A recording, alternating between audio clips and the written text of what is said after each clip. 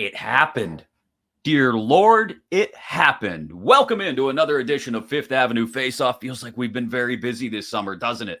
Because we have been. I'm Chris Mack. You're watching on YouTube on the 93.7 The Fan channel. Be sure to click that little notification bell to be notified as soon as new episodes are up. Or you're listening on your Odyssey app, AUDACY.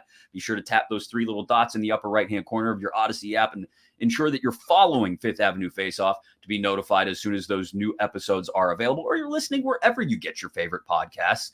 However you do so, we appreciate you listening. Please follow, rate, review, let everyone know what a fantastic 5-star podcast this is as we now rapidly approach, now a little more than a month away from training camp and 2 months away from the start of the regular season, and the Pittsburgh Penguins roster is set. Because they went out and they did it. They got Erik Karlsson. The trade goes like this.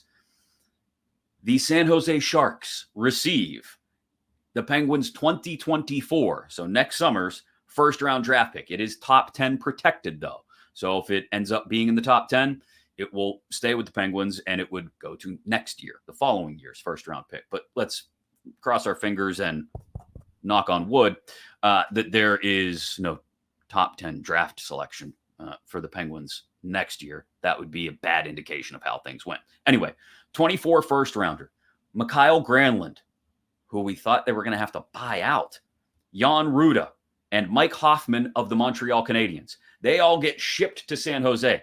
Where did the Canadiens figure in this, Chris? Well, they're rebuilding as well. They get the Penguins 2025 second round pick. They also get Jeff Petrie. They also get Casey DeSmith and Nathan Legare. So they get a middling forward prospect, solid backup goaltender, and a defenseman they are well acquainted with. If you remember Jeff Petrie and the way he tortured the Penguins in that qualifying round series in the bubble in 2020 when he was a member of the Montreal Canadiens, and probably helped ensure that he would get that deal from Ron Hextall in the Pens when he became a free agent. So Montreal gets a second rounder 2 summers from now.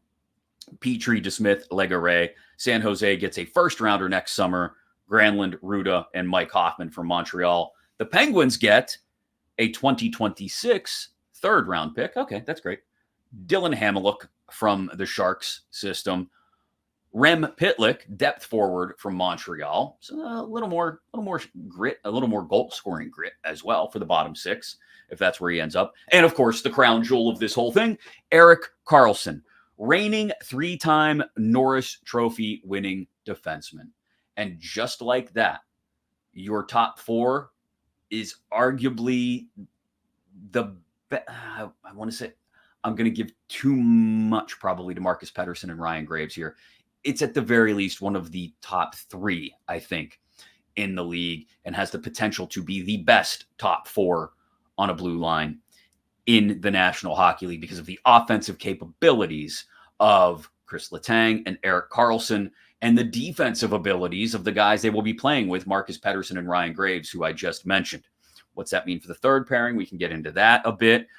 We can also talk about how this actually gets implemented on the power play with Erik Karlsson, and just how mad or not Sharks fans may be after getting absolutely fleeced. Their GM, Mike Greer, getting fleeced by Kyle Dubas in this deal. Let's talk to our good friend Dan Kingerski of Pittsburgh Hockey Now. And there he is. Speak of the devil, and he shall appear. He's not devilish, really. Although I don't know sometimes how he's in so many different places at the same time. So there is some black magic involved. Dan Kingerski of Pittsburgh Hockey Now and the Hockey Now Network.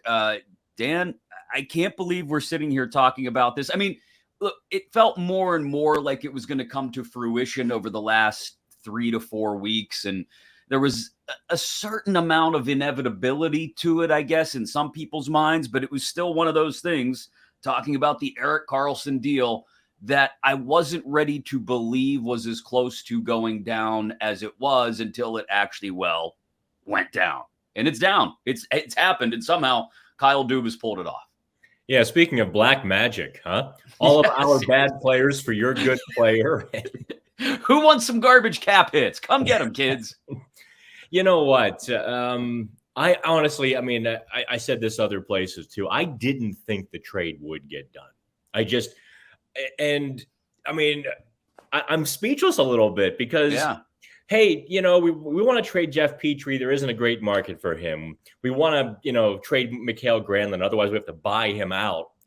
And all of these things just kind of aligned perfectly for Kyle Dubas. I don't know if this guy, has some pictures on some GMs or what, man. That trade might have been the biggest fleece since 1991. Yeah, I guess that's why so many people, including yourself, thought, well, there's no way this gets done.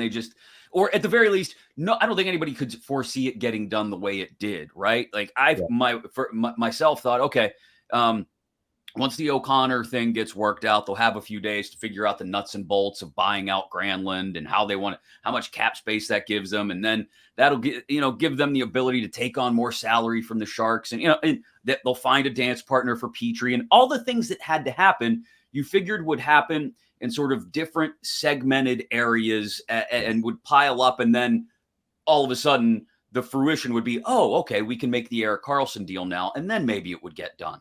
But instead, to offload, like you said, all our bad stuff for the one good thing we've been looking for, I think it gives you an idea of just how long Kyle Dubas must have been working on this thing. And I guess that's my next question for you. Dubas alluded to his time in Toronto and how long he's been sort of chasing the dragon, as it were. And he finally was able to grab him by the tail. Just how long do you think he's had his eyes on Erik Karlsson? And how far do you think he was willing to go to get this done? I don't know how long he's had his eyes on Karlsson. I can't say I followed Toronto that closely, but certainly, it was never a big rumor.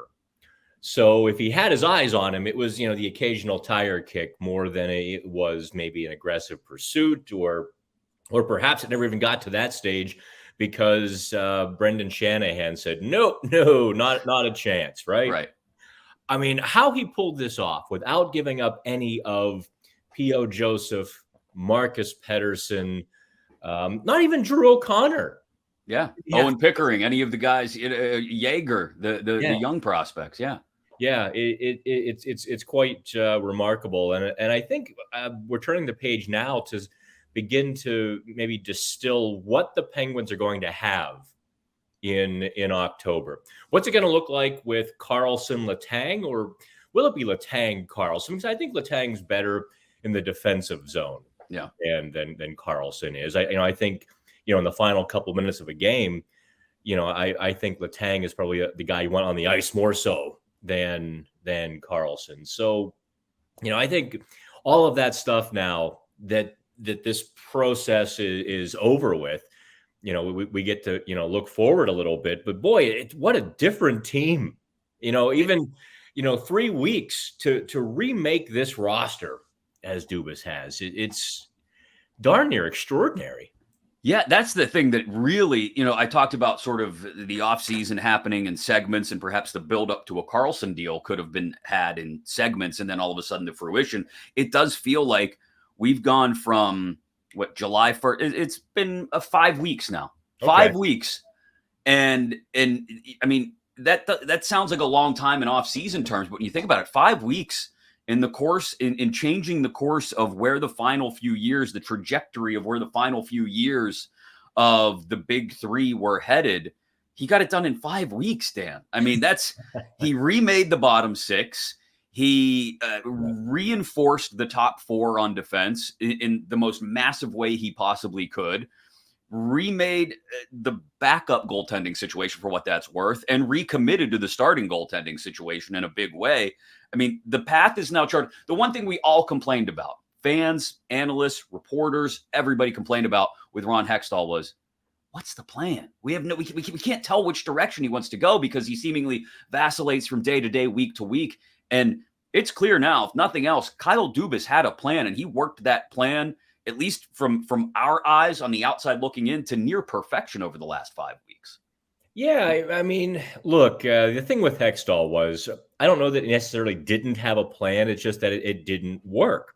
I mean, getting Jeff Petrie a year ago, we thought, oh, that's a pretty good get. They went and got Jeff Petrie, and Jeff Carter did come in and looked pretty good until he signed the contract and within a few months, he went from big Jeff Carter to Jeff Carter, and Ricard Raquel. And so, yeah, there was kind of adding good players, maybe not necessarily the right players. The team speed went so far and so dramatically downhill under Hextall. I think the thing, you look at all of Dubas's UFAs, the bargain guys like Matt Nieto and Vinny Hinostroza, not all those guys are going to make the NHL. One or two of the three or four probably get to stick in the big show, but they are all fast.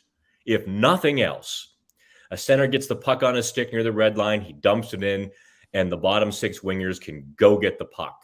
And that wasn't the case for the last couple of years.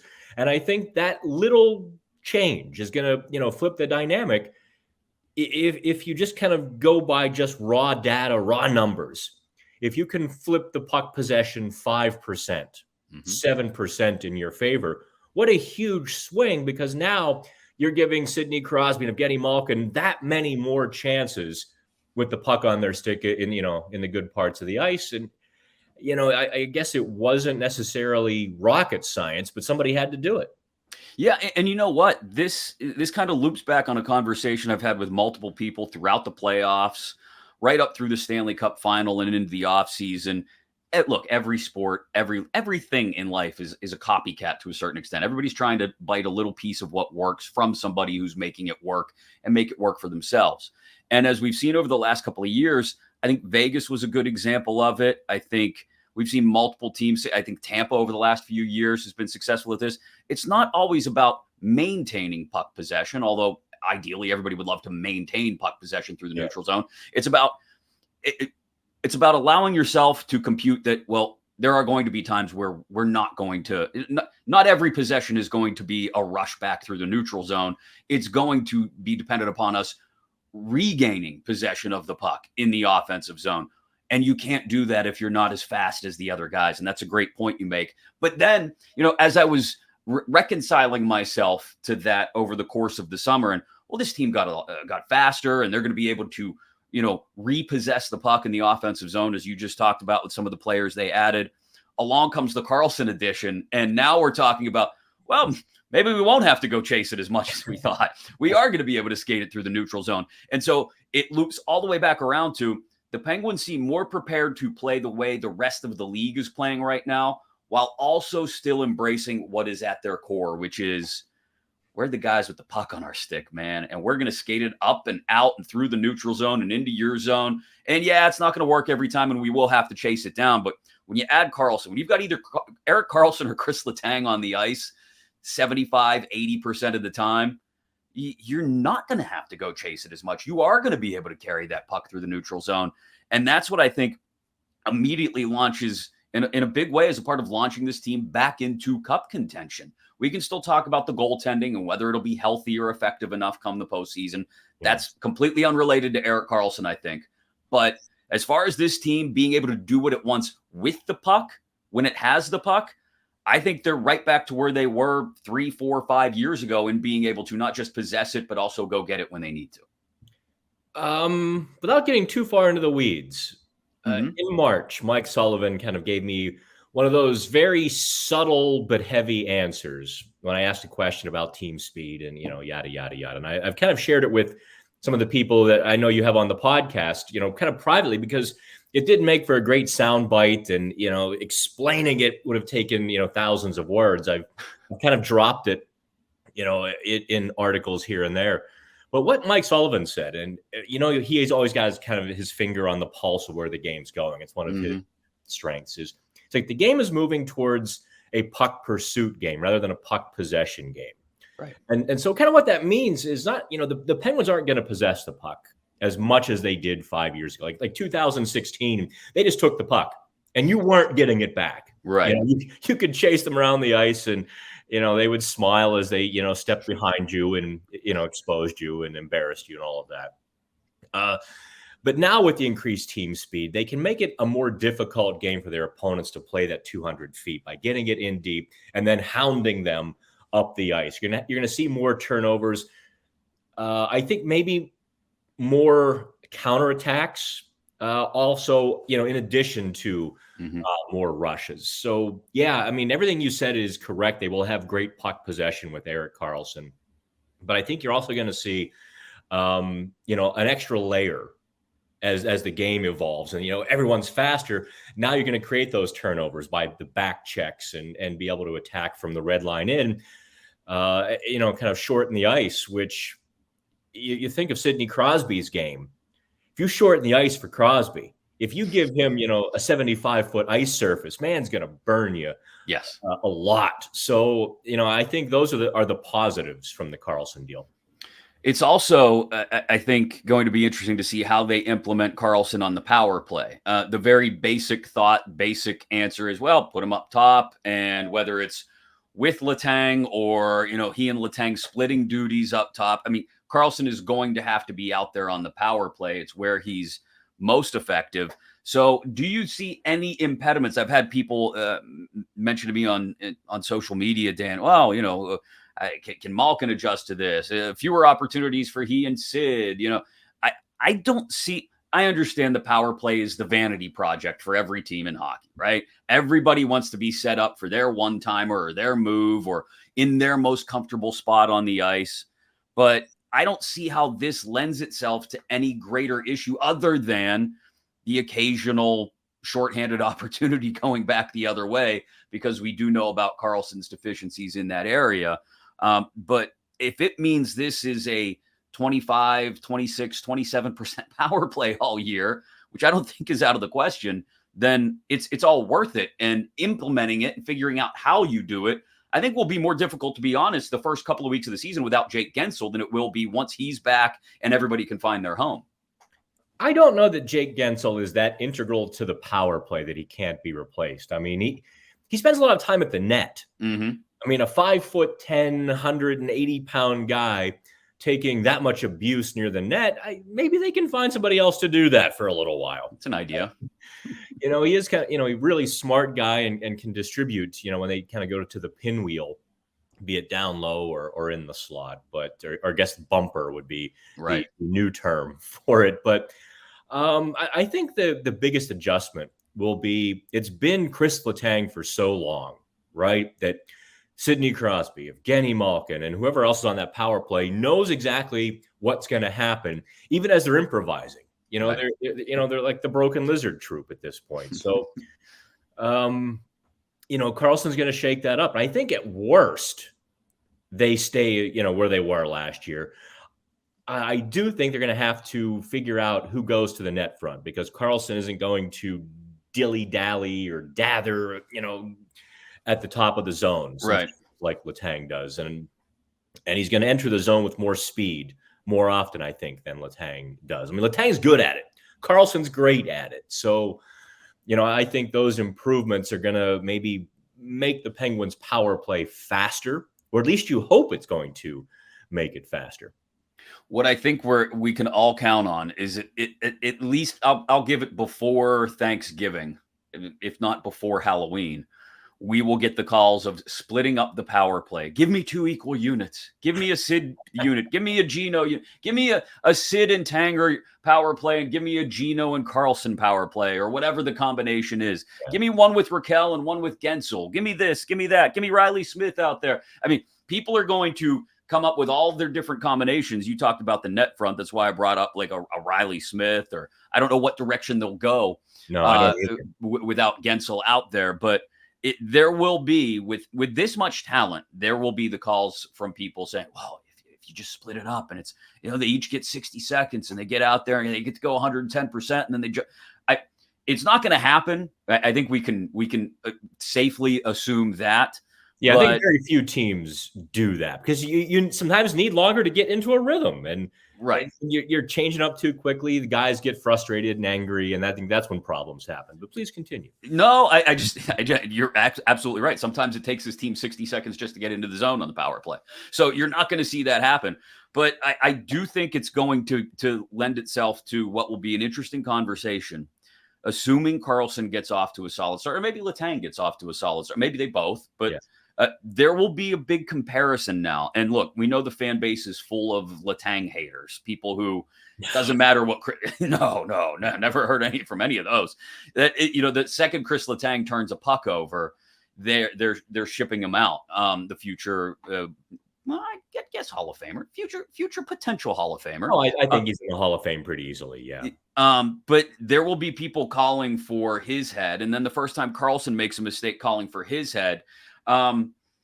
It's just going to be interesting to me, and I'm curious what your thoughts are about the not balance of power, because it's not a power struggle. That's not the right way to put it, but the dynamic between Letang and Karlsson and the playing time up top and how it trickles down to what is now a sort of half forgotten third pairing, and just what that I'll use the phrase balance of power looks like on that blue line throughout the course of the season.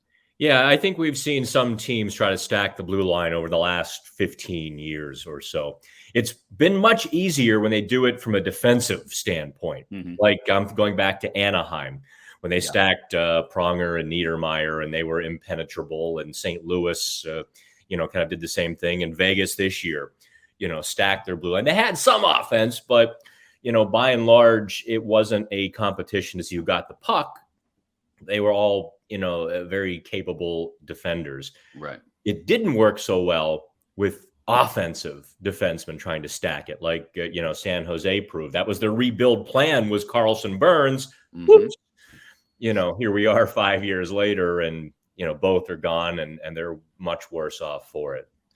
I don't know where it really goes. I think what you'll see. I think the logical thing that a coach has to almost try, right, is an almost even split of, okay, you're going to play your 21 minutes, you're going to play your 22 minutes, depending on how the special teams, break down. I think we'll see more penalty killing for Chris Letang if Karlsson takes the number one power play. So I think, you'll see those two guys play 22, I guess maybe 22, 23 minutes each. And then whoever the third pairing defenseman is, whether it's Chad Ruedel or who, your facial expression probably.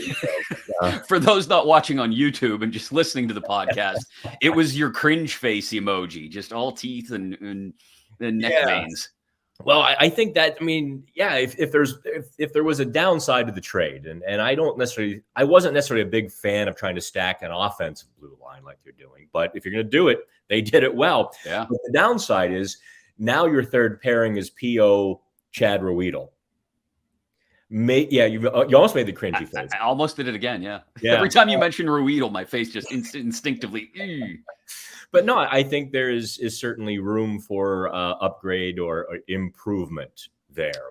Yeah. And that kind of affects everything. I forget what the original question was. We've just been tangent. No, we're tangentially. That's a big word that I don't know how to use properly. Going all over the place, which is the fun of this. Because you mentioned the plan in San Jose years ago was Karlsson Burns, right? Yeah. And I want to circle back around because you've got your guy Sheng Peng, who covers the Sharks for San Jose Hockey now, out in Northern California. I haven't had a chance to catch up with him. I don't know if you have or not since everything went down, but I guess we have. What is the immediate reaction in San Jose and amongst Sharks fans? Is it, oh my God, what did Mike Grier just do? Is it, oh my God, is it more of a what did Erik Karlsson do to us kind of vibe? Is it, I can't believe they caved? What is the thinking if you're a Sharks fan right now, seeing what came back for what was your centerpiece? It's been oddly muted. I haven't seen a lot of anger. I think there's been enough. You don't boil a frog by tossing it into boiling water. You gradually increase the temperature, right? And I think Sharks fans have kind of gone through that process. They have to be disappointed. There's just no two ways about it. You're getting Mike Hoffman and Mikael Granlund. You've basically punted this coming year. Poor Sheng is going to have to cover an awful hockey team. That team is going to stink. I think Alex Stalock might kind of get some time as their 1A goalie. And it's going to be that bad out there. I don't think Mike Grier has done himself any favors here, his GM resume to this point with this trade. But no, I mean, Sharks fans are not a large group to begin with. True. And this last 6 months has probably taken a good chunk away from them too. Yeah. I mean, the writing was on the wall, I guess, to an extent, but to see it scribbled up in crayon rather than painted beautifully like a Picasso, I'm sure is painful for them. Now, back to Pittsburgh, and this is the immediate question the Red Hot Sports Takery had to throw out, and I think it's valuable because it's at the core of why this deal was made. Does this make this team a Stanley Cup contender, the Pittsburgh Penguins, adding Erik Karlsson? I'll loop back onto a point I made earlier. The goaltending is a huge question mark still. And it's hard to say that Erik Karlsson and Erik Karlsson alone, the addition of him and the subtraction of Granlund, Petrie, and Ruda is enough to make up for whatever may happen on the back end with Jari. But I will say this, Dan, and I don't know how you feel about it. If they get to April and Tristan Jari is healthy and has proven himself to be effective, the kind of all-star caliber goaltender we've seen more often than not, to be honest, in his tenure with the Penguins, then I feel confident that this is at least a conference finals team, and that getting the big three, and I don't know if we include Karlsson as one of the big four now, but getting the big three one more trip to the Stanley Cup final is not just not out of the question. It should be the expressed goal, and there should be a level of disappointment if they don't get there in the final few years of the big three. Boy, that's a lot of pressure you just put on them, Chris. I mean, look, the Eastern Conference is really good. Stacked, right yes. Now. Yeah. I mean, Boston's going to have a big fall off. Okay, we take them kind of out of the mix. But just the Metro Division, the Islanders are really good on paper. Mm-hmm. There's a disconnect going on with the ice, but if the train cars get hooked together, that's going to be a pretty powerful locomotive out there. Right. Obviously, Carolina is good, although their goaltending has been maybe a bit suspect. And the Rangers have a lot of pieces. So the Penguins could be very good and still lose in the first round, like they did a couple of years ago. I also think we saw Sidney Crosby wear down a little bit to the end of last season. So I think coaches are going to have to be a little bit mindful of putting too much on their top two centers who are now, 36, 37 years old. You can't ride these guys into the ground in the first half.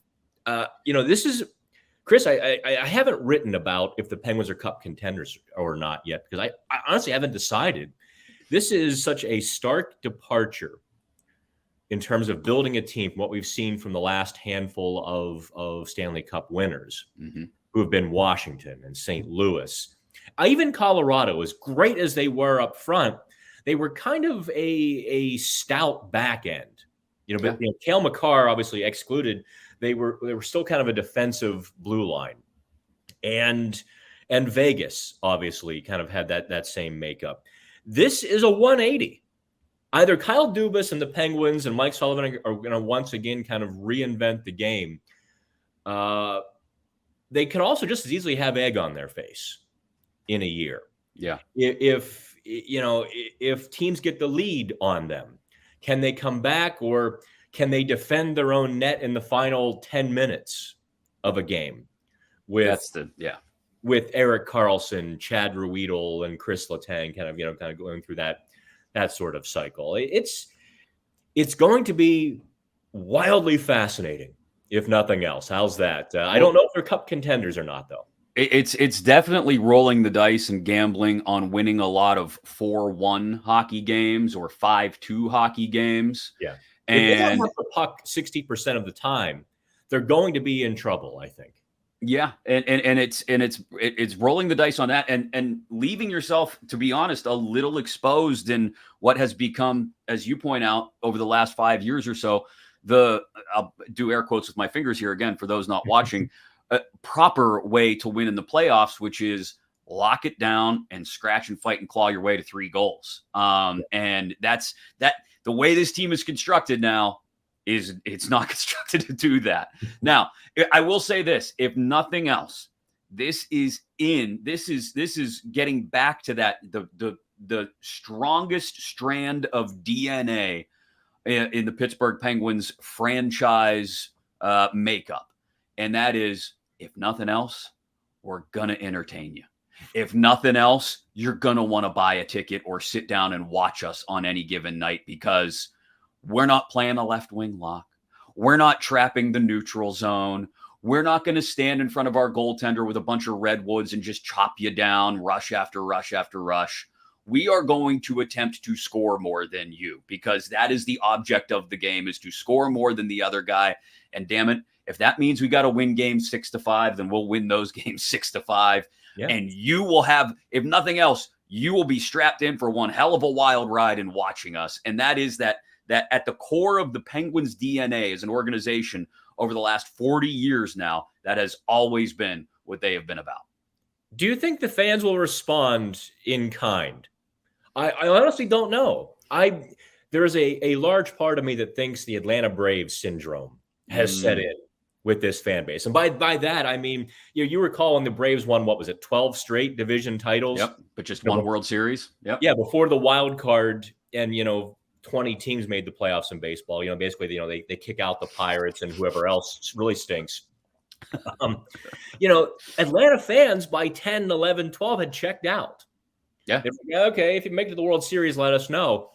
I get a great sense of apathy or fear from the I would agree with apathy, certainly over the last 2 to 3 years. I think the pandemic and playing in the bubble and everything that went into that year and the following winter, I think accelerated that sense of apathy. I can sit at home and watch them, and maybe I don't necessarily need to go out of my way to get tickets. And that's why it's right about the time we saw the sellout streak end and all that. Yeah. But I do think it was rolled into, are these guys going to win another one? Let me know if they, like I said, if they get to the conference finals, let me know. Okay. Or if they play the Flyers in the playoffs, let me know. But other than that, I do think you make a really good point about apathy there that has settled in over the last 4 or 5 seasons. I think this is enough. If they can get off to a decent start, that when we look up around Thanksgiving, Christmas time, a lot of Pittsburgh sports fans, you and I both know, will have kind of a side eye to the Penguins while they're focused on the Steelers. But if we get to January and this team is right there at the top of the standings and doing it in a way, as we just described, that has always been the main thread in their DNA, in an entertaining fashion. Erik Karlsson's got, 15 goals at the break, and they look like what we expect them to look like, then I think people will re-engage in a big way, especially once football season is over, and we'll have that sort of energy. But there will still be, I'll admit this much, there will be that guarded optimism, or maybe you could look at it a different way. It's a cynicism built in from the last few years. And a lot of fans that'll say, yeah, it's nice, it's fun, that's good. Oh, they're near, they're battling for the top of the Metro, but they haven't won a series in 5 years, 6 years. And look, it's a fact. You can't argue it. They haven't won a series since 2018. And they haven't been back to the conference finals since winning the back-to-back cups. So until the fan bases differ, isn't it? The Steelers haven't won a playoff. How many playoff games in the last 12 years? One, yeah. And you don't hear that every day from a majority of the Steelers fans, but I hear that every day from Penguins fans. And it's I do hear a good bit from Steeler fans, and it all, for them, it always loops back on Mike Tomlin. You have more Steelers fans than I do, probably. It all loops back on Mike Tomlin, and why can't he? He's got to win in the playoffs. Oh, no losing seasons. That's great. Win in the playoffs. I do think that same sense of dissatisfaction exists in both fan bases, in that it's, get me a championship, get me a championship, get me a championship. And it's been longer for Steeler fans. For Penguin fans, I think, and this is the way I look at it, I don't know if a lot of fans agree with me or not, but it's more about, just get me back to one more dance with these guys. I just want to see these guys on that level just one more time before they hang him up. And I think Sid's going to play a lot longer than any of us anticipate, but I don't think Gino or even Chris Letang are meant to play much hockey beyond the age of 40. I think Sid will play till he's 45 if his body allows him to. But it's just get me one more with these guys together. And it because the cups are more recent, I think there's a little bit more passive aggression from Penguin fans about that than Steeler fans who are just out and out. We deserve Super Bowls. I think with Penguin fans, it has become, come on, you guys can do it. I know you can do it. Let's just come on, just get me back there one more time, just one more time. And so I think that it is interesting, though, that the apathy and whether this is enough to break the ice of that early in the year. I don't know. I think that's a good question that we'll see kind of play itself out over the first, 6 to 8 to 10 home games. Well, I don't think fans should expect the world from Karlsson until the second half of the season. I think we've seen over the last, how many years, especially, defensemen from whom a lot is expected or required, there is an adjustment process. You can know the system pretty well or, have a good training camp. But when the real games start and things are at 110% speed, knowing where those guys are going to be just instinctively takes a little bit of time. And Penguins fans are going to have to steel themselves to understand that Erik Karlsson will, in fact, turn the puck over occasionally, too. You think Letang turns the puck over? Just wait. Karlsson's no better.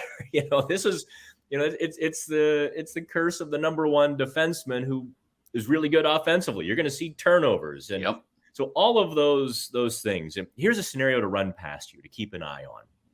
As the Penguins progress this season, if it goes as swimmingly as you kind of seem to think, and I do think it's possible, an Eastern Conference final of Pittsburgh versus Toronto. Oh my. Wouldn't that be something? Can you imagine the media circus? No. If this happened? Kyle Dubas would need a phalanx of armed guards with him at all times if he traveled north of the border for those games. It would be great theater, though. That's that's what I'm hoping. That's what I will now spend the next 8 months or so pining for. You're welcome.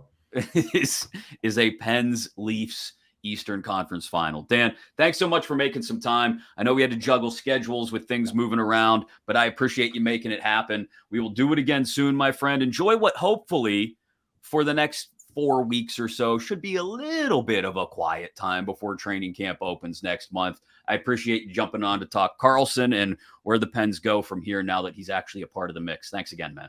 Always a pleasure, Chris. A lot of questions, a lot of sort of abstract, esoteric questions there from Dan about where not just this team goes in 2023-24, but where the fan base goes and just what kind of level of satisfaction is necessary for those of us who watch this team every day to feel satisfied in the Erik Karlsson deal being enough, right? What will make us, when we look back on the Erik Karlsson trade in 4 years, it's the summer of 2027, and perhaps Evgeny Malkin has decided to hang him up, maybe even Chris Letang, and Sid says, well, I'm going to go on a year-to-year basis now. This is all just, for instance, I'm building up in my head, hypothetical. But 4 summers from now, when we look back on the Erik Karlsson trade, will it have been worth it? That's the question for you and I now. Maybe we can discuss it as the summer continues, as we rapidly approach training camp and the start of the regular season in 2 months. Training camp just a month from now or so. What will be a quality payoff in your mind? Does it have to be a Stanley Cup? Can it merely be a trip to the Cup final? Does it have to be multiple trips to the Cup final and at least one victory? Does it just have to be, just get me back to the conference finals? Just get me within sniffing distance of the Cup again.